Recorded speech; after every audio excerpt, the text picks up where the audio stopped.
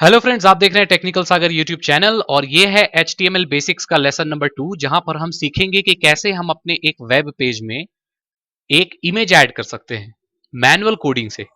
यहां पर हम एडिटर्स यूज नहीं कर रहे हैं या हम वही पुरानी जो टेक्निक थी वो यूज कर रहे हैं।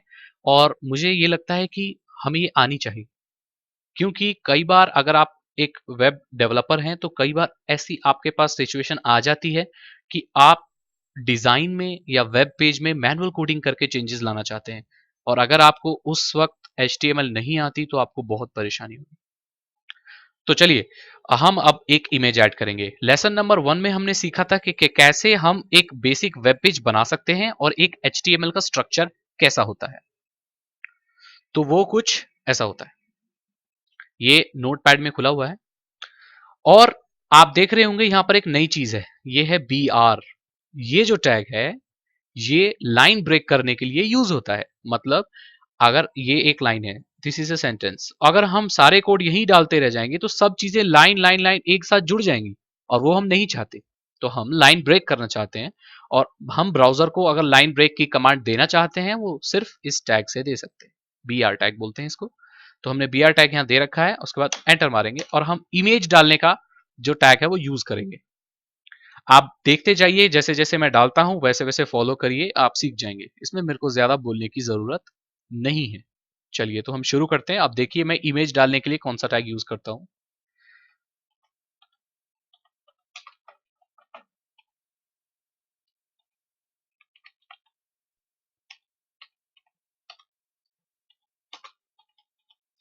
तो आपने देखा ये इमेज डालने का टैग होता है।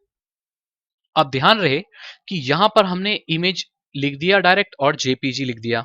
अब आप मुझसे पूछेंगे कि ये क्यों लिख दिया आपने। यहां पर आप डायरेक्ट इमेज का नाम और एक्सटेंशन तभी लिखेंगे जब वो इमेज उसी फोल्डर या उसी जगह में हो जहां पर आपका वेब पेज सेव्ड है। तो मान लें कि अगर मेरी जो इमेज है, इमेज नाम की जो मेरी फोटो है वो C ड्राइव में सेव है, तो हम इसको कैसे लिखेंगे। C ड्राइव के न्यू फोल्डर में है तो हम इसको लिखेंगे C ड्राइव न्यू फोल्डर। या हम इसको ऐसे कर सकते हैं, जैसे मान लीजिए कोई फोल्डर है न्यू फोल्डर, उसमें दूसरा फोल्डर है इमेजेस, और तब हम उसको रखना चाहते हैं तो हम लिखेंगे न्यू फोल्डर इमेजेस। तो ये इसका पूरा पाथ हो गया। अब वो C ड्राइव में भी है तो हम यहां C लिख सकते हैं, या हम डायरेक्ट C लिख सकते हैं। तो यहां पर क्या होगा कि C ड्राइव के अंदर न्यू फोल्डर नाम के फोल्डर में, इमेजेस वाले फोल्डर में एक इमेज है, लेकिन हमें इतना बड़ा लिखने की जरूरत नहीं है क्योंकि हमारी जो इमेज है वो डेस्कटॉप पे सेव है और हमारी जो वेब पेज है जो हमारा वो भी डेस्कटॉप पे सेव है, तो हमें पाथ लिखने की जरूरत नहीं है। और ध्यान दें कि जब ये आपने JPG लिख दिया उसके बाद यहाँ बीच में क्लोज करने से पहले एक कॉमा होता है, सॉरी स्पेस होता है। देखिए ये एक स्पेस है। तो अब आप बोल रहे होंगे इमेज क्यों लिखा, क्योंकि डेस्कटॉप पे एक इमेज सेव है। देखिए ये इमेज है, ये इमेज नाम से सेव है। तो इस को लिखने के बाद हमारे वेब पेज में ये इमेज डिस्प्ले हो जानी चाहिए।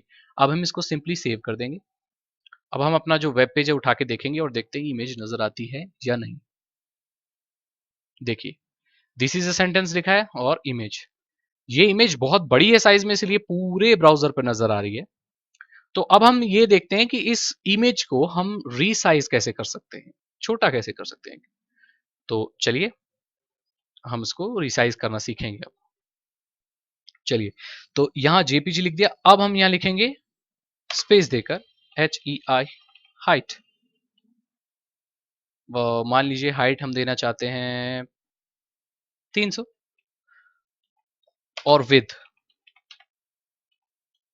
ये देना चाहते हैं हम 500। बस हमने ये चीज ऐड कर दिया। अब देखिए फिर भी इसके बाद में क्लोज करने से पहले एक स्पेस है, ये स्पेस, और यहां से भी पहले स्पेस है।